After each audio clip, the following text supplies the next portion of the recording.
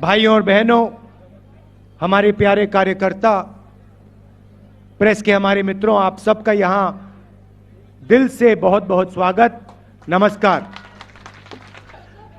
देखिए, एक साल पहले मैं लाखों लोगों के साथ मिलकर कन्याकुमारी से लेकर कश्मीर तक पैदल गया। यात्रा का नाम भारत जोड़ो यात्रा था। हमारा लक्ष्य, जो बीजेपी ने नफरत फैलाई है, हिंसा फैलाते हैं, उसके खिलाफ खड़े होने का था। सब लोग, ये देश जानता है कि हिंदुस्तान नफरत का देश नहीं है, मोहब्बत, भाईचारा और इज्जत का देश है। इसीलिए हमने यात्रा में नारा दिया, नफरत के बाजार में हमें मोहब्बत की दुकान खोलनी है। अब सवाल उठता है कि देश में बीजेपी नफरत क्यों फैलाती है, हिंसा क्यों फैलाती है, डर क्यों फैलाती है।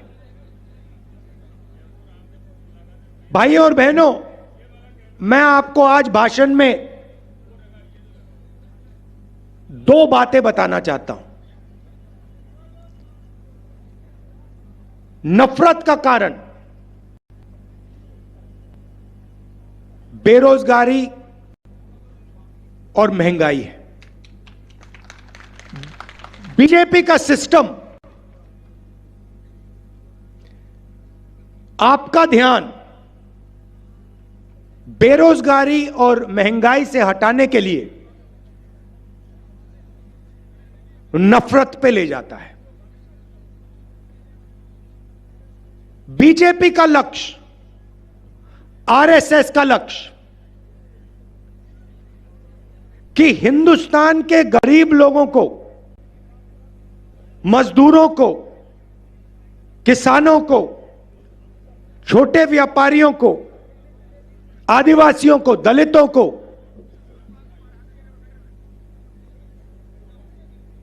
धन ना मिल जाए। वो चाहते हैं कि धन, हिंदुस्तान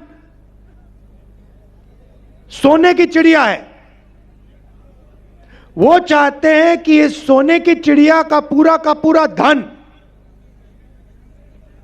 चुने हुए लोगों के हाथ में रहे, अरबपतियों के हाथ में रहे, और आदिवासी, दलित, पिछड़े लोग इस धन के बारे में सवाल ना उठाए। यहां आदिवासी बैठे हैं, हम आपको आदिवासी कहते हैं, वो आपको वनवासी कहते हैं। आदिवासी और वनवासी शब्द में क्या फर्क है? आदिवासी का मतलब वो लोग जो हिंदुस्तान के, इस धरती के, भारत माता के पहले मालिक थे। बात समझिए, बात समझिए। इस देश में जो भी जमीन है, जो भी जल है, जो भी जंगल है, वो सबसे पहले आदिवासियों का हुआ करता था। अब इस शब्द के अंदर बहुत कुछ छुपा हुआ है। अगर हम आपको आदिवासी कहते हैं और अगर हम इस बात को मानते हैं कि आप इस देश के पहले मालिक हो, तो हमें आपको जमीन का, जल का, जंगल का अधिकार देना पड़ेगा। बीजेपी ने नया शब्द निकाला, धूमधाम करके ढोल बजा के आपको कहते हैं आप आदिवासी नहीं हो, आप वनवासी हो। वनवासी का मतलब वो लोग जो जंगल में रहते हैं। भाई और बहनों, वनवासी के कोई अधिकार नहीं है। वनवासी का मतलब आप तो जंगल में रहते हो, आपको जमीन का अधिकार थोड़ी हो सकता है, आपको जल का अधिकार, जंगल का अधिकार थोड़ी हो सकता है। आप तो जंगल में रहते हो, आप तो जानवर जैसे हो। वनवासी के ये मतलब है। मैं आपसे पूछना चाहता हूं, आपने किसी बीजेपी के नेता को किसी जानवर पर, किसी कुत्ते पर पेशाब करते हुए देखा है? कभी नहीं देखा। मगर आपने बीजेपी के एमएलए को मध्य प्रदेश में एक आदिवासी युवा के ऊपर पेशाब करते हुए देखा है। यह इनकी सोच है। आपको कहते हैं हिंदी सीखो, अंग्रेजी मत सीख लेना। मगर अगर आप बीजेपी के किसी भी नेता से पूछो, भैया आप कहते हो कि हमें अंग्रेजी नहीं सीखना, आपके बच्चे कौन से स्कूल में पढ़ते हैं? English medium. सारे के सारे बीजेपी के बच्चे, अमित शाह के बेटे, राजनाथ सिंह के बेटे, सारे के सारे इंग्लिश मीडियम में पढ़ते हैं। क्यों? क्योंकि उनको मालूम है सबसे अच्छी नौकरियां call centre, IT, software, engineering, सबसे अच्छी नौकरियों के लिए आपको अंग्रेजी बोलनी पड़ेगी। और वो चाहते हैं कि आदिवासी जंगल में रहें, बीजेपी के एमएलए उन पर पेशाब करें, वीडियो वायरल करें, और आदिवासी युवा ना पढ़ें, ना लिखें, ना अंग्रेजी बोलें। मैं चाहता हूं कि आदिवासी युवा अगर पायलट बनना चाहता है, अमेरिका में हवाई जहाज में जाना चाहता है, उसका हक बनता है। लॉयर बनना चाहता है, इंजीनियर बनना चाहता है, डॉक्टर बनना चाहता है, आप असली मालिक हो इस जमीन के, हक बनता है। कांग्रेस पार्टी पैसा कानून लाई, जमीन अधिकरण बिल लाई, ट्राइबल बिल लाई, मनरेगा लाई, आपके अधिकारों की रक्षा करने के लिए, आपको अपना अधिकार देने के लिए। बीजेपी ने पैसा कानून रद्द कर दिया, जमीन अधिकरण बिल रद्द कर दिया, और आप पर पेशाब करके कहते हैं भैया आप लोग वनवासी हो। पहले हर भाषण में नरेंद्र मोदी आदिवासियों को वनवासी कहता था। उसके भाषण देख लीजिए, आप वनवासी हो। जैसे ही मैंने यह बात बोली कि वनवासी में और आदिवासी में फर्क है, और नरेंद्र मोदी खबरदार आपने वनवासी शब्द का प्रयोग किया, उसके बाद नरेंद्र मोदी ने वनवासी बंद कर दिया। मैं आपको बता रहा हूं, जब तक कांग्रेस पार्टी है तब तक आदिवासियों की अधिकारों की हम रक्षा करेंगे। आपके साथ खड़े होके आपके बच्चों को शिक्षा दिलवाएंगे, फ्री में स्वास्थ्य दिलवाएंगे, मुफ्त में स्वास्थ्य दिलवाएंगे, और आपका जो जमीन पर, जंगल पर, जल पर हक बनता है वो आपको दिलवाएंगे। तो यह हुई बात आदिवासियों की। अब चलिए पिछड़ों की बात करते हैं। देश में कम से कम 50% पिछड़े लोग हैं। ऑफिशियल रिकॉर्ड नहीं है, मगर लोग जानते हैं कि कम से कम 50% आबादी पिछड़ों की है। जिस दिन मैंने कहा, पार्लियामेंट हाउस में मैंने भाषण दिया और मैंने कहा कि देखिए, अगर हम पिछड़ों को, आदिवासियों को, दलितों को, गरीब जनरल कास्ट के लोगों को भागीदारी देना चाहते हैं,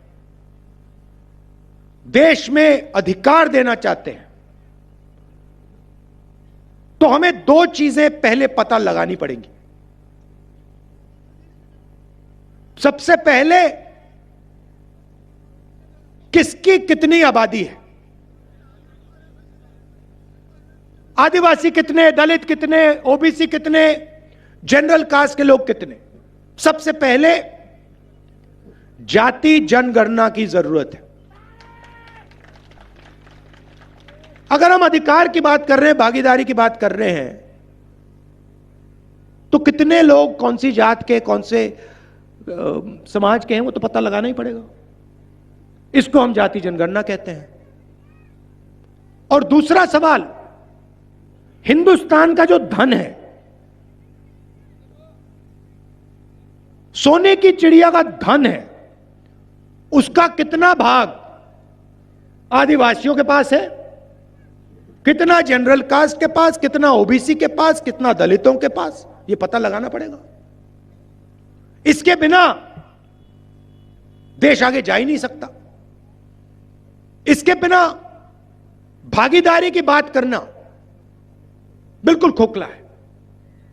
अगर हमें यह नहीं मालूम कि कितना धन किसके पास है और किसकी कितनी आबादी है, तो भागीदारी की बात कैसे करेंगे। तो मैंने पार्लियामेंट में साफ कहा कि भैया, पहला कदम देश का एक्सरे करना है। जैसे किसी को चोट लगती है, डॉक्टर के पास जाते हैं, कहते भैया एक्सरे कराओ, टांग टूटी नहीं टूटी, हाथ टूटा नहीं टूटा। अब लोगों को दर्द हो रहा है, देश में आदिवासियों को, दलितों को, पिछड़ों को दर्द हो रहा है, लोगों को समझ नहीं आ रही बात, दर्द क्यों हो रहा है। इसलिए जाति जनगणना देश का एक्सरे है, यह पहला कदम है। अब मैंने यह पार्लियामेंट में बोला, नरेंद्र मोदी जी, जाति जनगणना करिए। यूपीए के समय हमने आंकड़े निकाले थे, देश को दिखा दीजिए। उस दिन के बाद नरेंद्र मोदी जी के भाषण बिल्कुल बदल गए। पहले यहां राजस्थान में आते थे, मध्य प्रदेश में जाते थे, छत्तीसगढ़ में जाते थे, कहते थे मैं ओबीसी हूं, मैं ओबीसी हूं। हर भाषण में 10-15 बार मैं ओबीसी हूं, मैं ओबीसी हूं। जिस दिन मैंने जाति जनगणना की बात की, जिस दिन मैंने कहा कि ओबीसी की आबादी कितनी है, उस दिन के बाद नरेंद्र मोदी कहते हैं, भाइयों और बहनों, हिंदुस्तान में एक ही जात है, गरीब। हिंदुस्तान में ना ओबीसी, ना आदिवासी, ना दलित, सिर्फ एक जात, गरीब। एक बात उन्होंने नहीं कही कि अगर एक जात गरीब है तो दूसरी जात अरबपतियों की भी है, अदानी अंबानी की है, उनकी स्पेशल जात है। ओबीसी शब्द भूल गए। चुनाव लड़ना है तो मैं ओबीसी, भागीदारी देनी है तो एक ही जात, गरीब। अब मैं आपको आंकड़े देता हूं और इनको आप अच्छी तरह सुनिए, क्योंकि इससे आपको पूरा का पूरा हिंदुस्तान और आपसे कैसे और कितनी चोरी हो रही है वो समझ आ जाएगी। अब अच्छी तरह सुनिए। देश को एमएलए और एमपी नहीं चलाते, आप किसी भी बच्चे से पूछ लो बेटा क्या करना चाहते हो, वो आपको कहेगा मैं आईएएस में जाना चाहता हूं, मैं आईएएस का अफसर बनना चाहता हूं। सही है गलत? सही। देश को आईएएस अफसर चलाते हैं और हिंदुस्तान की सरकार को 90 आईएएस अफसर चलाते हैं। पूरा का पूरा बजट जो होता है, पैसा होता है हिंदुस्तान का, सोने की चिड़िया का पूरा पैसा जो आता है, इसको ये 90 लोग बांटते हैं। अब सवाल उठता है कि 90 में से आदिवासी कितने, दलित कितने और ओबीसी कितने? अगर हम कहते हैं कि आदिवासियों की भागीदारी है, दलितों की भागीदारी है, पिछड़ों की भागीदारी है, तो इन 90 लोगों में से आबादी जितने अफसर हर जात के होने चाहिए। सही? अब मजे की बात सुनिए, 90 में से 3 अफसर पिछड़ी जात के हैं। मतलब पिछड़ों की आबादी 50%, मतलब कम से कम 45 होने चाहिए, और हैं कितने? 3। अच्छा, अगर 3 अफसरों के हाथ में बड़े बड़े मंत्रालय होते तो अलग बात, मगर ये जो 3 ओबीसी अफसर हैं एक कोने में बैठे रहते हैं। इनका बजट पर कोई कंट्रोल नहीं। अगर हिंदुस्तान की सरकार 100 रुपए खर्च करती है तो पिछड़े अफसर 5 रुपए पर निर्णय लेते हैं। तो नरेंद्र मोदी के ये जो शब्द हैं कि ओबीसी सरकारी खोखले हैं, और वो जाति जनगणना इसलिए नहीं कराना चाहते कि देश के ओबीसी को पता लग जाए, देश के युवाओं को पता लग जाए कि भैया हमारी आबादी तो 50% है। आबादी 50% और अफसर 3, 90 अफसर पूरा का पूरा बजट बांटते हैं। राजस्थान को कितना पैसा मिलता है, स्वास्थ्य में कितना जाता है, शिक्षा में कितना जाता है, आर्मी में कितना जाता है, ये 90 लोग तय करते हैं दिल्ली में। इसमें से 3 ओबीसी। कैसे हुई ओबीसी की सरकार? अब यहां जो पिछड़े युवा हैं, आपके दिल में थोड़ा गुस्सा आया होगा, ये तो हमारा बेवकूफ बना रहे हैं। मगर ठहरिए, क्योंकि मैं अभी आदिवासियों की बात करना चाहता हूं। पिछड़े हैं 3,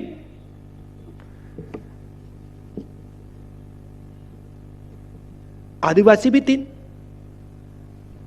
मगर फर्क क्या है?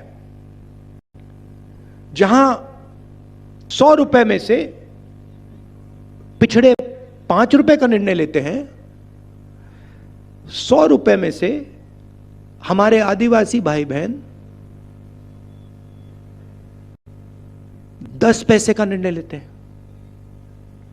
10 पैसे का मतलब अगर हिंदुस्तान की सरकार 100 रुपए खर्च करती है तो आदिवासी अफसर 10 पैसे पर निर्णय लेते हैं।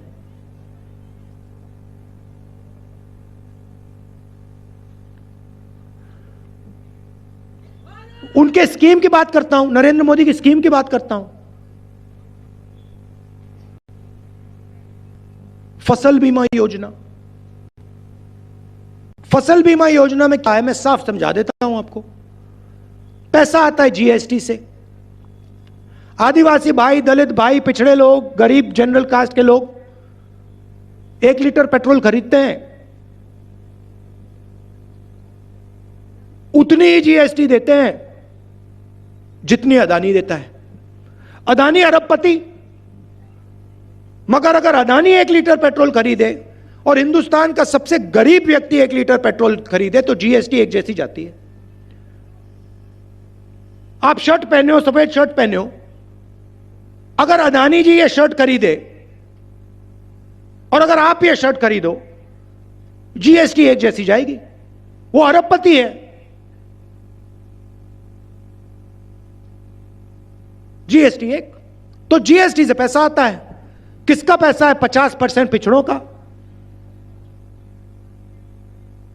तकरीबन 15% दलितों का, तकरीबन 12% आदिवासियों का। तो फसल बीमा योजना आपको समझा देता हूं। फसल बीमा योजना में 35,000 करोड़ लगते हैं। 20,000 करोड़ दिल्ली की सरकार देती है जीएसटी से, 10,000 करोड़ स्टेट की सरकार देती है जीएसटी से, 5,000 करोड़ हमारा किसान जो हमारी देश की रीढ़ की हड्डी है वो देता है। 35,000 हो गए। अब नरेंद्र मोदी की सरकार 35,000 करोड़ उठा के 16 कंपनियों के हाथ में पकड़ा देती है। उस कंपनी में आपको एक ओबीसी नहीं मिलेगा, एक दलित नहीं मिलेगा, एक आदिवासी नहीं मिलेगा। तो आपके जीएसटी के पैसे जेब से निकले, 35,000 करोड़ रुपए 16 कंपनी के जेब में गए से। अब आपके खेत में नुकसान होता है, ओला गिर जाता है, तूफान आ जाता है, हमारे पिछड़े आदिवासी दलित किसान, गरीब जनरल कास्ट के किसान फोन लगाते हैं कंपनी को, कहते भैया हमने पैसे दिए थे, हमारा जीएसटी का पैसा गया, हमारा खेत का नुकसान हो गया। कहते भैया तुम्हें हम पैसे नहीं देने वाले। पूछ लो किसानों से। जब किसानों का खेत नष्ट होता है, महीनों के लिए ये ईमेल और टेलीफोन करते रहते हैं, इनको पैसा नहीं मिलता, बहाने बनाते हैं। तो 35,000 करोड़ रुपए आपके 16 कंपनी के हाथ में, और जब आपको पैसे की जरूरत पड़ी तो कंपनी कहती है नहीं मिलेगा। आपका खेत खराब ही नहीं हुआ, ओला ही नहीं गिरा, तूफान ही नहीं आया। कभी आपने किसी किसान को टीवी पे देखा है? कभी आपने किसी मजदूर को टीवी पे देखा है? नहीं। आपको शाहरुख खान दिख जाएंगे, ऐश्वर्या राय दिख जाएगी, क्रिकेट मैच दिख जाएगा, नहीं दिखने वाला।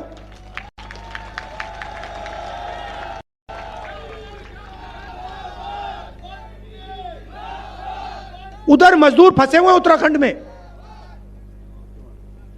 मजदूर फंसे हुए हैं उत्तराखंड में, जमीन के नीचे धंसे हुए हैं। 24 घंटा मीडिया क्रिकेट की बात कर रही है, अच्छी बात है, 2 मिनट उनको भी दे दो, 2 मिनट हमारे मजदूरों को भी दे दो। तो मेरा कहना है, मीडिया में नरेंद्र मोदी का 24 घंटे चेहरा आता है। क्यों आता है? टीआरपी बढ़ती है। क्यों बढ़ती है? क्योंकि नरेंद्र मोदी जी इनका काम करते हैं, अदानी का काम करते हैं। अदानी, अंबानी और नरेंद्र मोदी जी, बहुत अच्छा सौदा है। नरेंद्र मोदी जी जीएसटी का पैसा उधर भेजते हैं और वो नरेंद्र मोदी का चेहरा इधर दिखाते हैं। तो ये फर्क है भाइयों और बहनों। अब मैंने साफ कहा है, राजस्थान में हमारी सरकार आएगी, जाति जनगणना तो हम यहां पे शुरू कर देंगे। और दिल्ली में आएगी तो पूरा देश का हम जाति जनगणना कर देंगे। पिछड़ों को, दलितों को, आदिवासियों को साफ बता देंगे भैया आपकी आबादी कितनी है, दूध का दूध, पानी का पानी कर देंगे। ओ, नरेंद्र मोदी के मुंह से जाति जनगणना का शब्द नहीं निकल सकता। इतना पैसा जा रहा है भाइयों और बहनों आपके जेब से। दुख की बात है कि आपको भी नहीं पता लग रहा, आपको भी समझ नहीं आ रहा कि आपके जेब में से कितना पैसा अदानी की जेब में जा रहा है।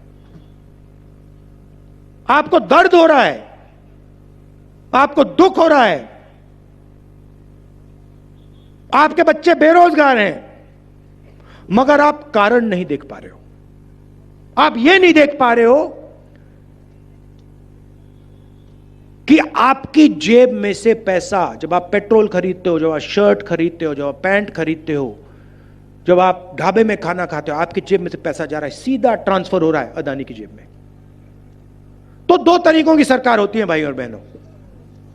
एक अरबपतियों की, और एक किसानों की, मजदूरों की, दलितों की, गरीबों की, इन लोगों की, छोटे दुकानदारों की।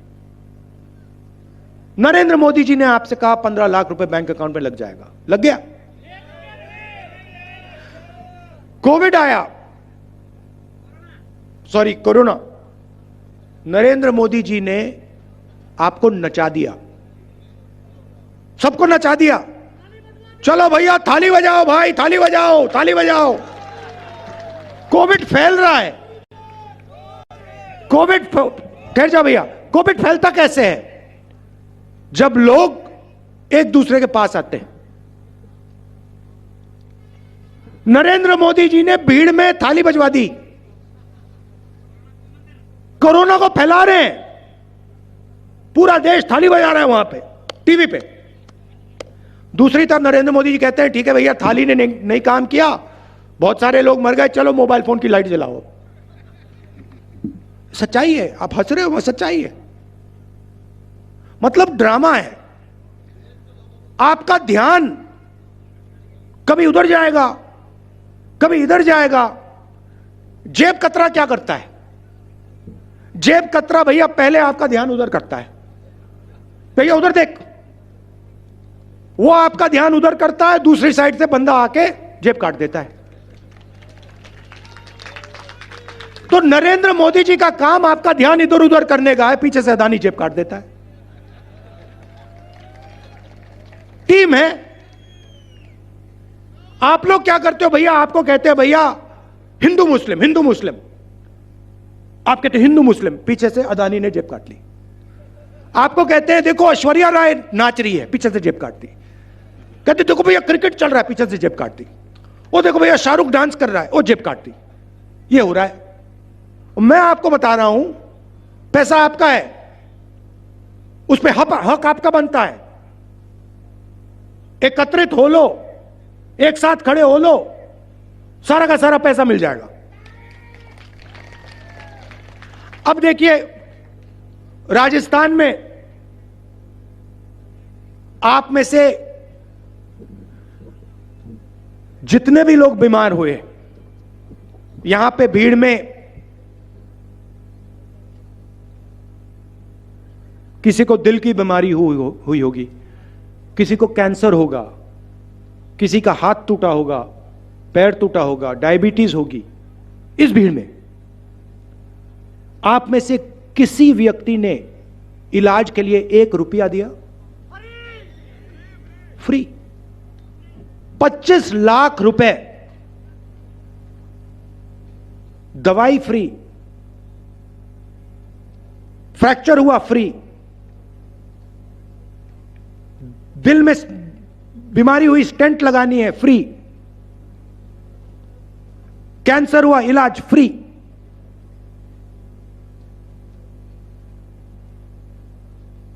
%50 फायदा पिछड़ों को, 12% आबादी आदिवासियों की देश में। तो पैसा किसको जा रहा है? पिछड़ों को जा रहा है, आदिवासियों को जा रहा है, दलितों को जा रहा है, गरीब जनरल कास्ट के लोगों को जा रहा है। सीधी सी बात है। आप मुझे बताओ, हमारी जो स्वास्थ्य का स्कीम है राजस्थान में, इसमें अदानी को कहां पैसा मिल रहा है? 1 रुपया नहीं मिल रहा। हमने भोजन का अधिकार दिया, मनरेगा दिया, जमीन अधिकरण बिल लाए, इसमें से मुझे बता दो अदानी जी को कितने पैसे मिले? जमीन अधिकरण बिल से नुकसान हुआ, मनरेगा में एक, अच्छा अगर वो मजदूरी करेगा तो मिलेगा, मजदूरी करने वाला नहीं है, वो करेगा बेहोश हो जाएगा, 15 मिनट में बेहोश हो जाएगा, लेट जाएगा, उसको पानी पिलाना पड़ेगा। तो हमारे सारे के सारे स्कीम किसानों को, दलितों को, आदिवासियों को, पिछड़ों को, गरीब जनरल कास्ट के लोगों को मदद करने की स्कीम है। उनके सारे के सारे स्कीम अदानी जी वाले स्कीम है। मोदी जी कहते हैं मोदी की गारंटी। मोदी की गारंटी मतलब अदानी की गारंटी। मोदी की गारंटी है कि भैया मैं आपका ध्यान भटका दूंगा, और पीछे से अदानी जी जेब काट देंगे। यह नरेंद्र मोदी की गारंटी है। और पूरा देश जानता है। हमारी 7 गारंटी है कांग्रेस पार्टी की राजस्थान में। सबसे पहले राजस्थान के हर घर में एक महिला को 10,000 रुपए साल के बैंक अकाउंट में सीधे। 1 रुपया अदानी को नहीं, इसमें से 1 रुपया अदानी को नहीं जाएगा। गैस सिलेंडर नरेंद्र मोदी शिकायत करते थे 400 रुपए का हो गया, आज कितने का है? 1200 रुपए का कर दिया उन्होंने। चुनाव के बाद 500 रुपए का हम कर देंगे। 1 रुपया अदानी को नहीं। मैंने गहलोत जी से कहा है ये जो आपका इलाज है 25 लाख है, इसको आप थोड़ा और बढ़ाइए, चुनाव के बाद वो हो जाएगा। 1 रुपया अदानी को नहीं। शिक्षा में हमने अंग्रेजी स्कूलों का जाल फैला दिया। वो कहते हैं हिंदी सिखाओ, अंग्रेजी मत सिखाओ। हम कहते हैं हिंदी भी सीखो, अंग्रेजी भी सीखो। हिंदी राजस्थान में बात करो, हिंदी से हिंदी का प्रयोग राजस्थान में करो, यूपी में करो। मगर कोई विदेश का टूरिस्ट आता है राजस्थान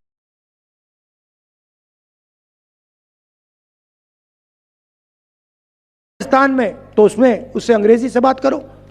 व्यापार करो, बिजनेस खोलो। 2 हिंदुस्तान नहीं चाहिए हमें। इसलिए हमने इंग्लिश मीडियम स्कूल हर स्टूडेंट के लिए हम इंग्लिश मीडियम स्कूल खोलने जा रहे हैं राजस्थान में। और फ्री में हम गवर्नमेंट कॉलेज में लैपटॉप देते हैं। नरेंद्र मोदी जी ने सरकारी ऑफिसर्स का ओपीएस बंद कर दिया। ओल्ड पेंशन स्कीम जो था हमने फिर से लागू कर दिया। उसमें से 1 रुपया अदानी को नहीं जाता। अग्निवीर जैसे स्कीम लाते हैं अदानी को फायदा पहुंचाने के लिए। हमारे युवा सुबह उठते हैं 4 बजे, देश की रक्षा करने के लिए उठते हैं। लाखों युवा उठते थे, वर्जिश करते थे आर्मी का टेस्ट पास करने के लिए।